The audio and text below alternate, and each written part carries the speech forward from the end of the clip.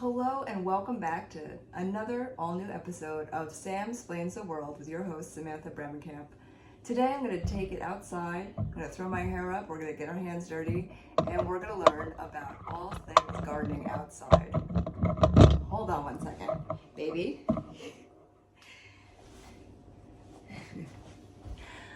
We're also going to meet my new co-host. This is Marmalade. A second ago, you might have been wondering, why is my TV shaking? No, it was Marmalade chewing the tripod holding the camera. But, oh yeah, my new co-host. Oh, turns out being bitten isn't fun, she said. So sit back, relax, grab a loved one and a good snack, and get ready for this all new episode. Thanks for tuning in. Okay, friends, so what you're seeing behind me are two raised beds that my partner and I put together because, yes, it definitely is a two-person job. We went with metal. It's a dark gray, and we got these from Lowe's, but you can get them from a number of places. I just found that had the best price for this at the time. It took a really large amount of things to fill it. First, we put all of the brush that we collected from the fall and over winter, bags and bags of leaves, of sticks, of things that I've weeded, of straw. We started the first layer on the very bottom after the dirt was worked by my partner. We put a bunch of cardboard, then soaked it. That prevents the weeds and it breaks down and ends up becoming really nice, delicious organic matter for plants. Then we put all the brush and all the sticks and everything.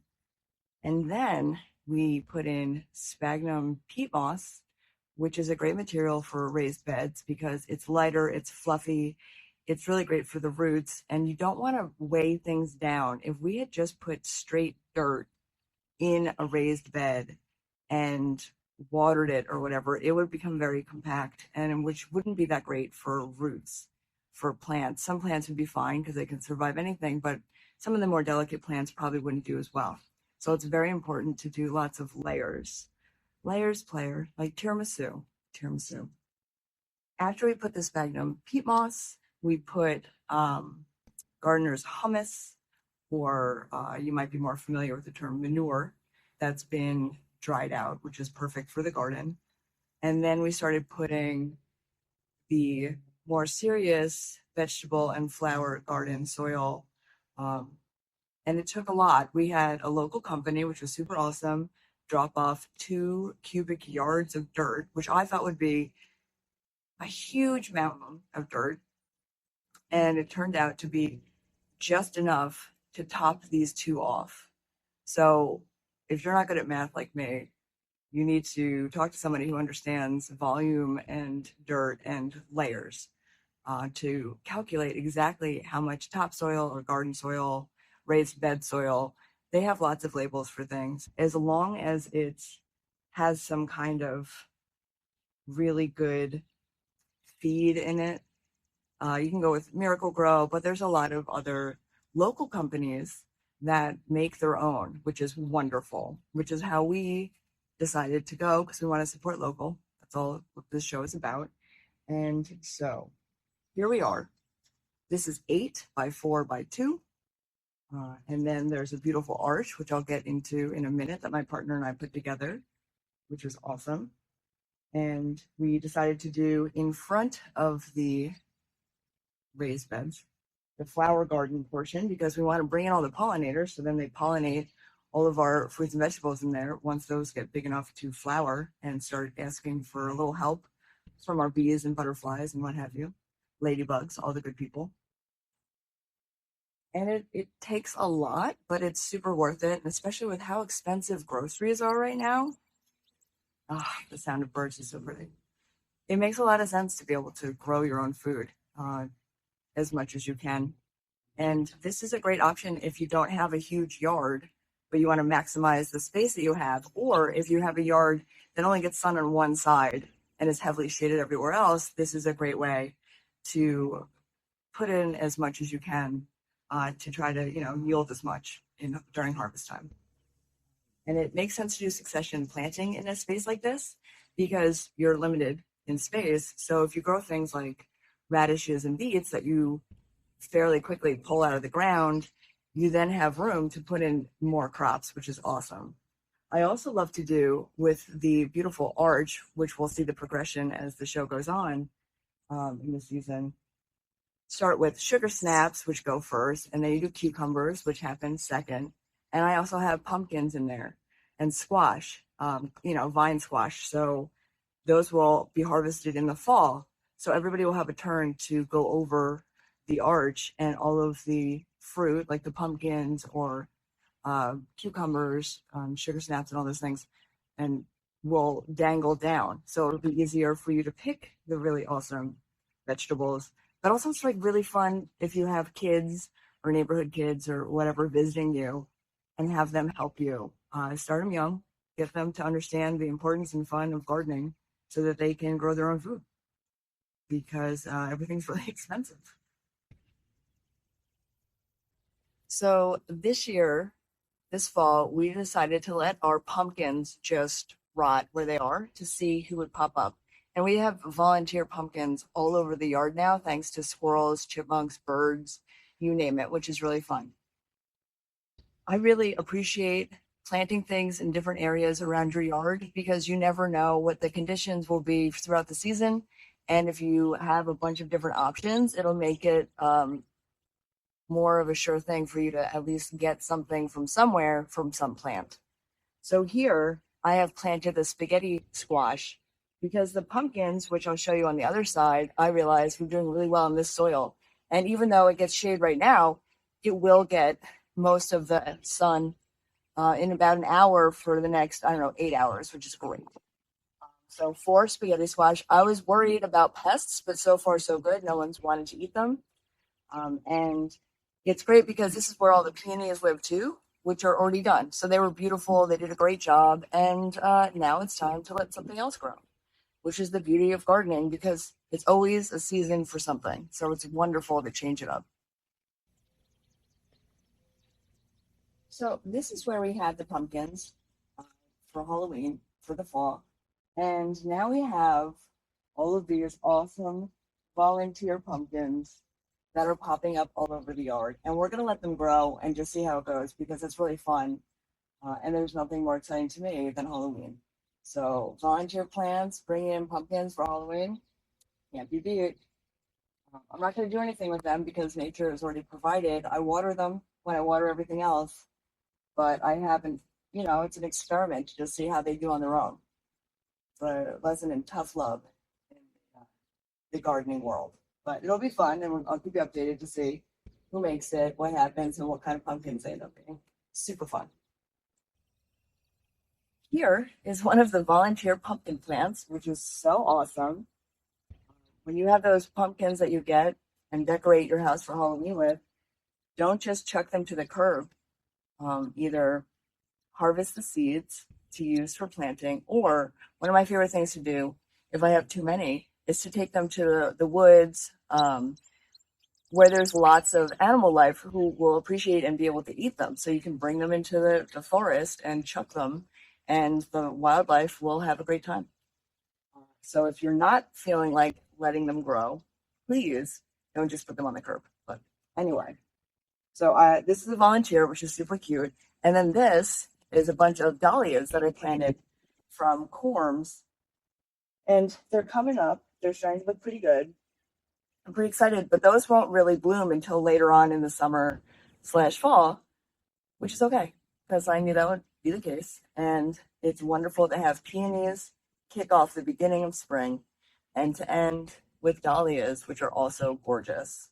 And the ranunculus that you saw me plant, we'll get an update on those because they are really starting to show up, which is really fun. But man, there's nothing more exciting to me than a volunteer plant. It is so much fun and such a mystery. And I'm just so thankful that we have them all over the place. It's the best. Oh, hey, friends. Yeah, I'm standing under this really awesome archway that my partner and I built. thanks to his beautiful brain and ingenuity. So what we ended up doing was getting these really tall tomato stakes, and we went to Lowe's to get this tubing.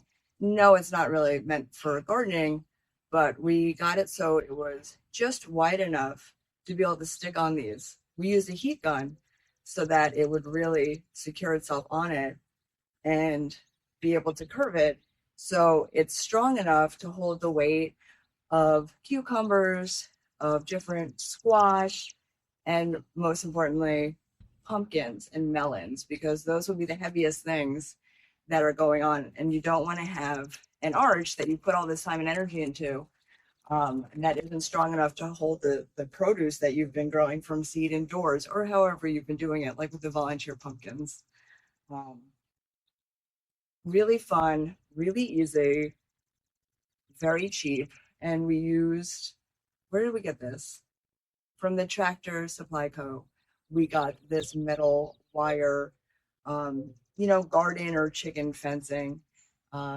We got the kind that is coated in green, so it doesn't, get destroyed by nature faster. And so it blends in. So it's camouflage. So eventually you'll just see all the green hanging over and it won't be so obvious because, looks matter. No, I'm just kidding. It just happens to be the type that was available and for sale. And that's why we did it. But it's super easy, and you start training all of your sugar snaps or whatever up the trellis. It's important to keep an eye on it. Some of them will take off and do it themselves, but a lot of them just need a little assistance. So if you use twisty ties, I always save those from groceries.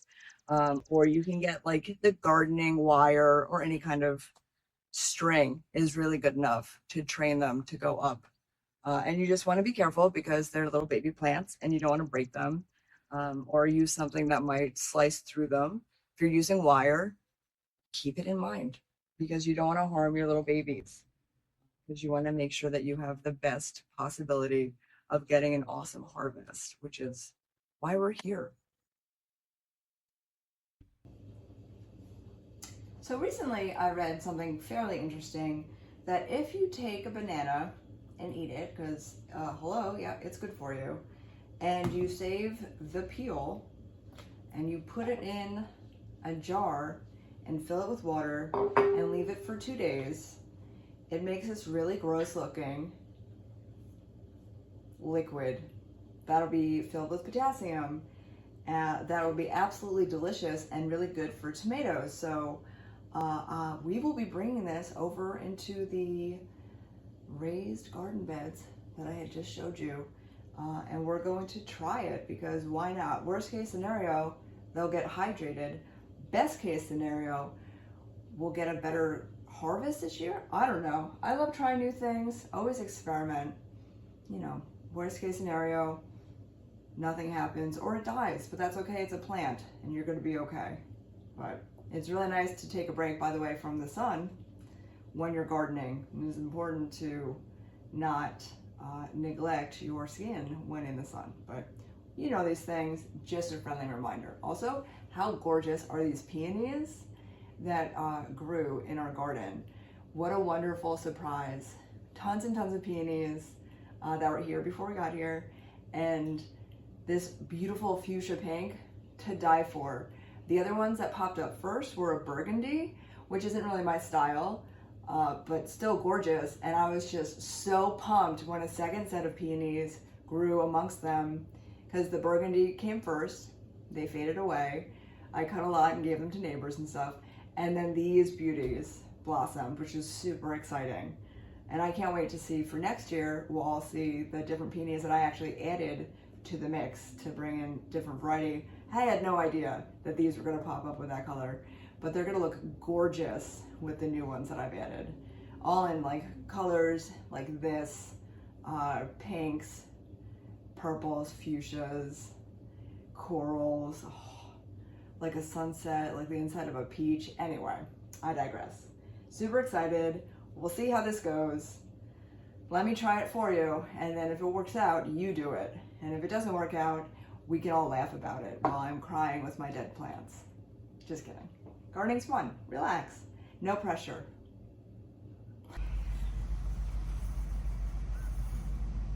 It is so fun to discover what's going to pop up in this new garden. We moved here in the fall, right before the holidays, and so none of this existed. It wasn't here. I had no idea what was going to pop up, and now I feel like I'm in Jurassic Park, which is awesome. These are ferns, which start out as fiddleheads, which some of you know is like a delicious delicacy. And these just pop up randomly everywhere. So next year for sure, now that I know what they are, we will definitely be roasting some of the fiddleheads. Like you would anything like a broccoli, you know, anything with butter and salt is gonna end up being delicious.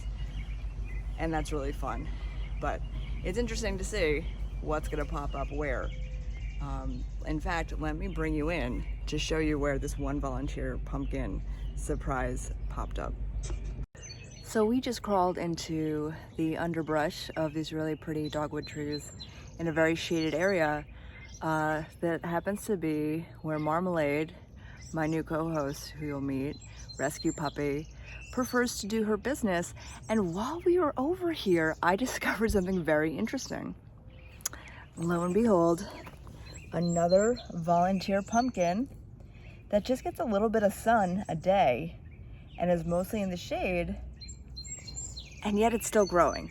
I know that I mentioned this a lot, but it's really fun having volunteer plants and to see them survive in an environment that I feel like if I had planted it here, it wouldn't have worked.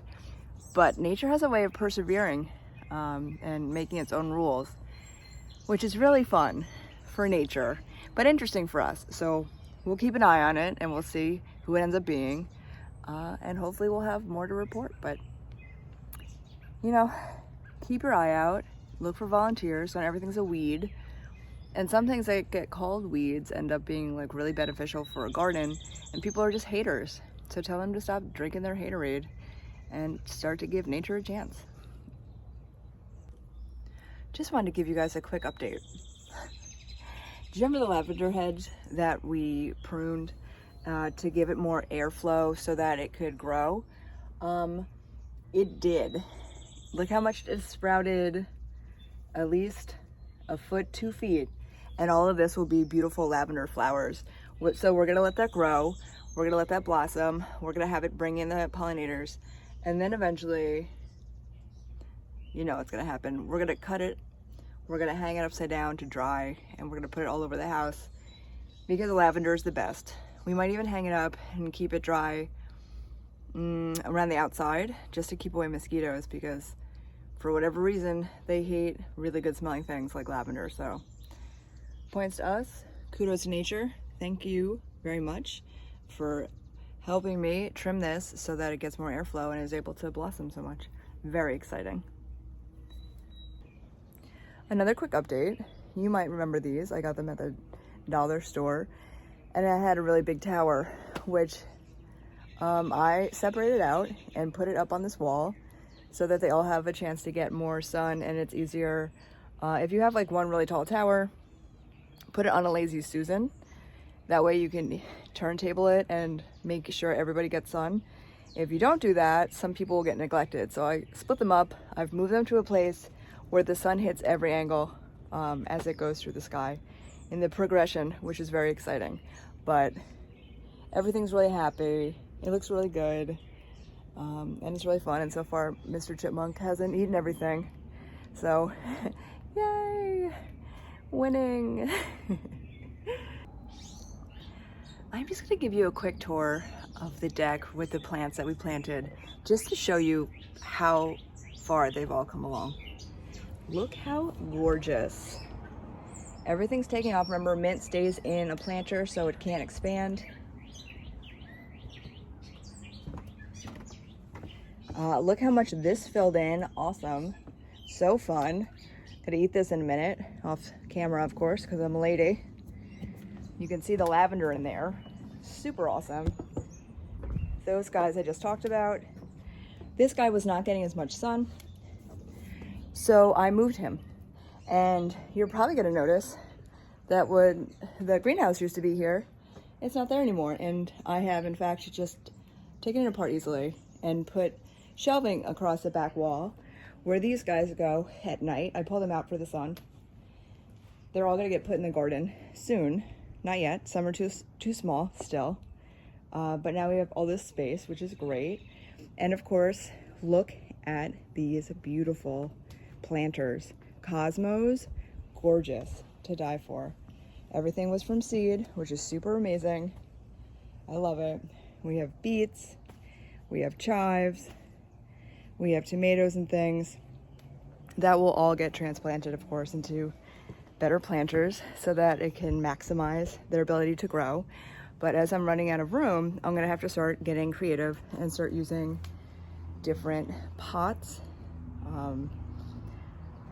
and containers. But the thing you really wanna make sure to do is to make sure that whatever planter you're using either has its own water basin, which helps it stay hydrated when the sun gets brutal.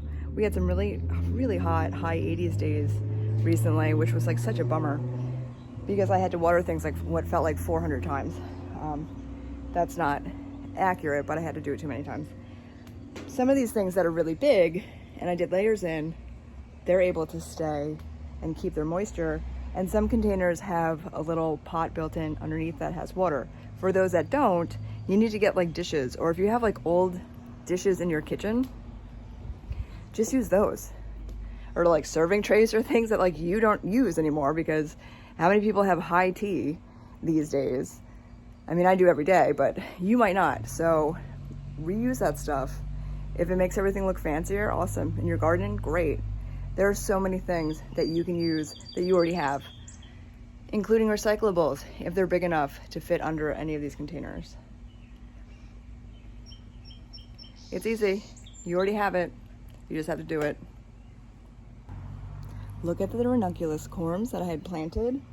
They are really doing so well. I can't wait for them to flower soon.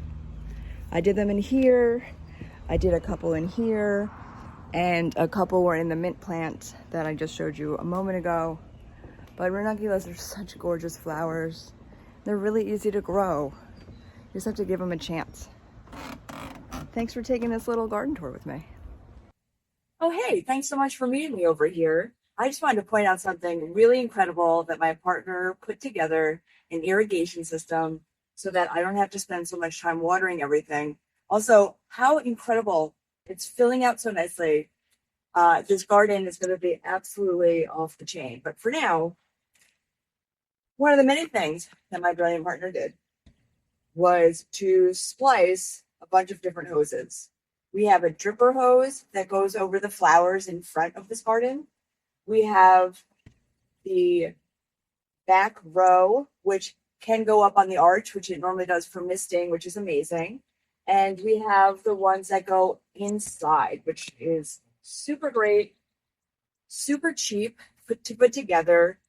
You don't have to just be as brilliant as my partner. It helps, of course, if you are, but with some ingenuity, a heat gun, and a little know-how / the internet if you need help, it's fairly simple, and it saves a lot of time and energy, which is, time is money these days. So what an incredible thing.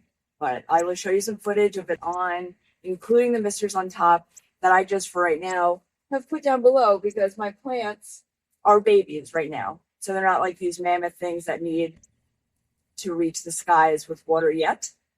So for now, we have the misters and the sprays and the drippings all on the floors of these garden beds to get everything nice and saturated without wasting it, especially in the hot sun. You don't want it evaporating before it even gets to your plants. So having it like in your plants, in your garden, in the dirt makes a huge difference. And it's really maximizing the amount of water that you're using. You don't want your water bills to be huge in the summer. So kudos to my amazing partner, and kudos to you, Does, because you can do it also, because you're amazing. One very cool thing. And thank you for joining me on this side. Just to point out how my partner, who's super brilliant, took a regular hose, put it over the arch to connect both beds, so you're not wasting by watering like the sidewalk in between. And also having the splits, so you're able to turn on a regular hose for me to get the front yard, or turn on the mister only, or turn on the sprinkler ones only, which is just so brilliant. And he made it look so easy, but I think that you're able to do it too. You just have to try. You have to use the internet. And again, the irrigation stuff didn't really cost that much, thanks to the internet and his research. The most of the work was just using a heat gun so that these would expand to fit over the nozzles. But outside of that, it was fairly easy. Songbird follows me around. Stalker, but I'm into it because what a beautiful sound. Anyway, I just want to give a shout out to my brilliant partner and also point out how awesome this garden is filling into. Everything is growing in so nicely. I just want to point out the importance of having flowers to attract pollinators to then go to your vegetable flowers. So I have nasturtium that I grew from seed that you remember, and marigolds, and everybody's starting to come in bloom. And in front of this, I have a whole flower bed that I've just added recently because I want for it to look amazing, but also to bring in as many pollinators as possible.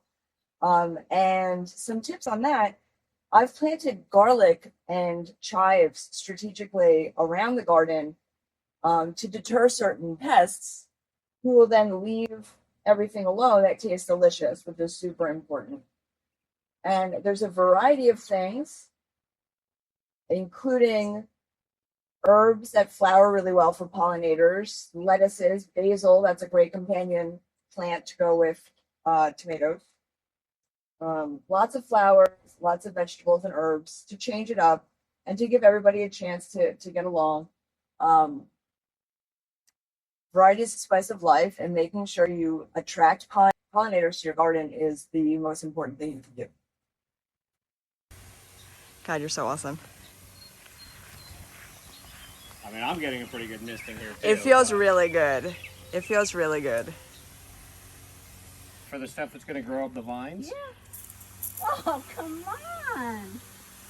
Wow. Wow. That's amazing. Yeah, I don't know if I would change much.